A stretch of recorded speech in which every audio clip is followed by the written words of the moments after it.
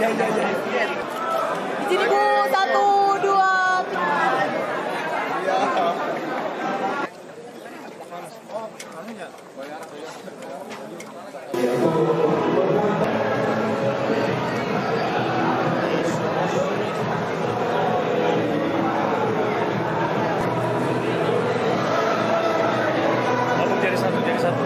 Satu geser aja, geser.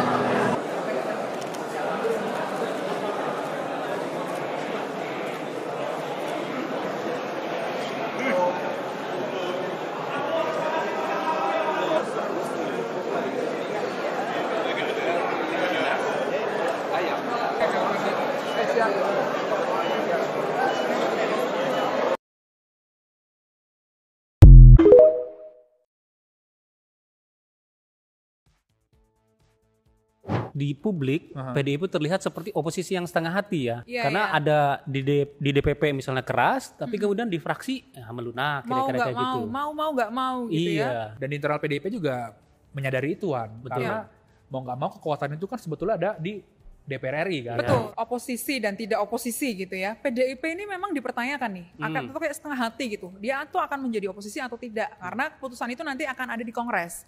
Tapi kalau kita melihat sekarang banyak yang kemudian khawatir jika PDIP berada di luar pemerintahan, di internal ya. Kenapa? Karena Padahal kita merindukan PDIP di zaman SBY ya. Dar-der-dor itu dulu itu. ya, Dan sekarang apa Wan?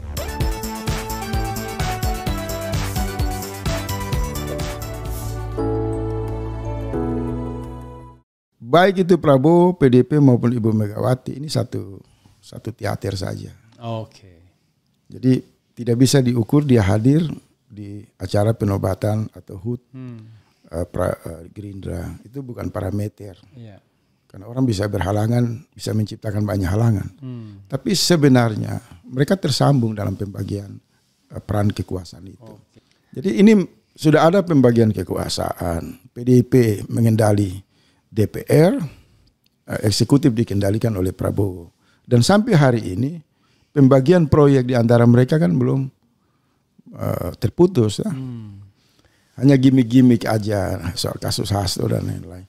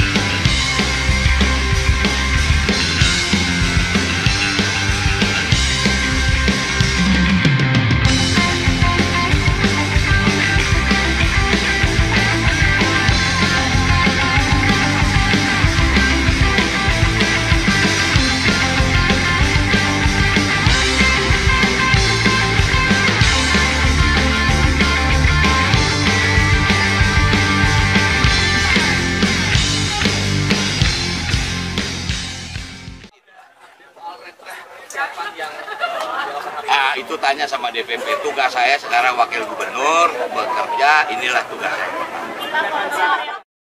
saya. Ya, tadi Mas Pramono Anung bersama-sama dengan kami, beliau menyampaikan pesan dari Ibu Megawati, Ketua Umum PDI Perjuangan, bahwa semua kader tetap di pos masing-masing, tetap di Magelang, begitu. Dan nanti kita tunggu arahan lanjut berikutnya dari Ibu Ketua Umum. Intinya adalah bahwa seluruh kader ya harus bersiap-siap untuk mengikuti agenda retreat nantinya. Tapi itu nanti juga waktunya menyesuaikan dengan arahan dari Ibu Ketua Umum. Rekan-rekan sekalian, saya Gubernur Jakarta bersama dengan Pak Wali Kota Jogja dan juga ada 17 lainnya yang bersama-sama dengan kami. Hari ini kita memulai retreat. Kenapa baru hari ini? Tentunya saya tidak perlu menjelaskan apa-apa, tetapi apapun saya tetap berkomunikasi dengan Ibu Megawati dan juga DPP partai apa yang kemudian menjadi keputusan bersama, tentunya dengan berbagai pertimbangan, dengan mempertimbangkan sesungguhnya apa yang menjadi arahan untuk melakukan penundaan. Dan secara khusus saya juga ingin mengucapkan terima kasih atas kesabaran semuanya, terutama kepada Bapak Menteri Dalam Negeri, Pak Wakil Menteri, dan semuanya yang setelah 4 hari lebih ini kita baru mengikuti rekrut ini. Saya sendiri sebagai Gubernur Jakarta, saya juga sudah menitipkan tugas kepada Bambul untuk tetap gaspol, pasukan biru, pasukan oranye, pasukan hijau, pasukan kuning, mereka untuk mempersiapkan, karena bagaimanapun itulah yang diharapkan oleh masyarakat, terutama saya pribadi, oleh rakyat Jakarta. Jadi itu yang ingin kami sampaikan. Saya titip salam berbakti. Pak, berarti suratnya dicabut, Pak, surat Bu Mega yang penundaan itu sudah resmi dicabut atau seperti apa? Surat itu kewenangan sepenuhnya Ibu Mega dan DPP. Artinya kemudian Bu Mega mengizinkannya kapan dan formatnya apa? Gitu? Nanti silakan dianalisis sendiri. Tapi kami komunikasi dengan seluruh DPP yang ada. Ya. Mas Pram, berarti 11 kepala daerah itu siapa aja, Mas Pram? Selain Mas Pram? Ya, yang mungkin belum hanya tinggal 1 provinsi tambah 1 orang. Tapi yang lain mana yang belum? ya nanti datanya di Pak Bima Arya. Ada 1 provinsi yang karena arahan dari Pak Menteri Dalam Negeri maupun Pak Wamen boleh mengusulkan sekdanya, mereka mengusulkan sekdanya. Pak Kostar itu sudah masuk, Pak? Kenapa? Pak Kostar. Ya nanti dilihat. Kan ada yang sudah datang kemarin Pak, itu akan ada sanksi dari PDIP atau seperti Ya, apa? Itu memang intinya ini menunjukkan sampai dengan sekarang, kemudian saya yang mungkin ini masuk yang terakhir ya, karena yang lain sekda, maka ya udah kita semua mengikuti retreat secara baik-baik, dan tentunya kita bertanggung jawab terhadap apa yang kami ambil langkah ini. Ada satu yang ingin saya tanyakan juga.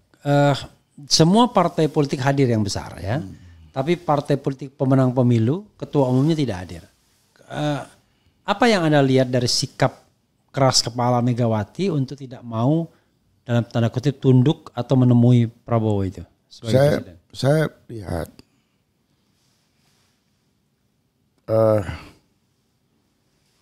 agak susah untuk saya, karena ini sudah masuk di fakta yang saya harus bicara padanya, Pak. Saya khawatir jangan sampai dianggap saya punya kebencian buat PDIP. Misalnya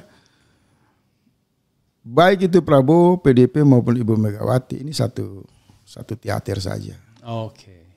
Jadi tidak bisa diukur dia hadir di acara penobatan atau HUT Gerindra, itu bukan parameter. Karena orang bisa berhalangan, bisa menciptakan banyak halangan. Tapi sebenarnya mereka tersambung dalam pembagian peran kekuasaan itu. Supaya jangan rakyat ini kemarahannya tidak masuk ke saluran partai-partai yang ada, maka mungkin sejak awal disiapkan Nasdem dan PDIP untuk menampung. Jadi kalau nanti ada gelombang kekecewaan, mereka akan giring ke PDIP dan Nasdem. Yang pada puncaknya juga nanti Megawati Prabowo ketemu lagi, secara simbolik muncul lagi, bersatu lagi, dan orang-orang akan kecewa. Jadi ini sudah ada pembagian kekuasaan. PDIP mengendali DPR, eksekutif dikendalikan oleh Prabowo. Dan sampai hari ini pembagian proyek di antara mereka kan belum terputus. Hanya gimmick-gimmick aja soal kasus Hasto dan lain-lain. Satu terakhir ya, sebelum Anda wrap up dan kemudian closing statement ya. Bagaimana dengan Nasdem yang di awal pemerintahan itu menolak untuk mengirimkan para menterinya, mungkin karena tidak signifikan atau tidak mendapatkan yang mereka inginkan, itu soal lain. Tapi kemudian tidak bersikap oposisi terhadap pemerintahan Prabowo, bahkan sebaliknya sangat mendukung sekali. Gimana penjelasannya? Ya, Prabowo dan Surya Paloh itu kan sudah umum dikenal sebagai orang yang sangat dekat. Kalau saya ambil sederhana aja, mungkin Pak Surya sudah tahu kelakuan Pak Prabowo. dia yang masih dalam jabatan yang tidak terlalu besar, karena keinginan ambisi politiknya itu dia bisa bertindak di luar kewajaran. Apalagi dia sudah mengambil kekuasaan yang lebih besar, maka peluang untuk kekuasaan Prabowo menjadi diktator, menjadi semena-mena, menjadi otoriter, itu sudah dibaca sejak awal oleh Nasdem. Sehingga Nasdem mencoba menarik diri di posisi tengah, tidak oposisi, tidak dukung pemerintah, untuk dalam rangka menunggu kebangkitan kewarasan dari civil society untuk mereka saling berbagi kekuatan dalam rangka mengoreksi kekuasaan. Jadi posisi Nasdem ini bagus. Sama dengan posisi mereka di awal pembentukan partai era SBY kan. Mereka juga tidak menyebut diri sebagai oposisi, tapi di jalan tengah. Tetapi menurut saya harus ada lahir kekuatan baru. Kalau benar koreksi kekuasaan itu harus dilakukan oleh representasi partai politik, maka saya, Anda, dan seluruh orang juga harus mempertimbangkan infrastruktur partai politik. Kebetulan kalau kita kan sudah ada Partai Negoro sebagai ruang kajian, ruang jaringan, dan sisi Partai Negoro itu kita tidak mau umumkan secara simbolik, tapi pada kualitas individu-individu. Dan ini berjalan terus. Nanti dalam waktu dekat kita akan punya sikap politik sebagai basis dari partai yang bergerak pada kekuatan intelektual dan moralitas.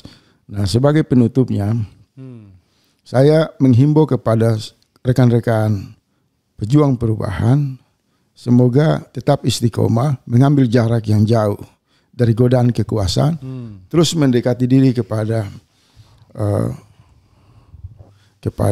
keyakinan, tauhid, bahwa jangan pernah terpesona melihat manusia menumpuk materi kekuasaan yang dianggap sebagai segala-galanya, tidak. Tapi percaya kepada, kalau saya sederhana, pada ayat Quran itu, bahwa doa orang-orang tertindas itu menggoncang ars. Nah, kalau sudah kekuasaan itu powerful, dia kegelapan yang sangat mencengkram, jangan pesimis.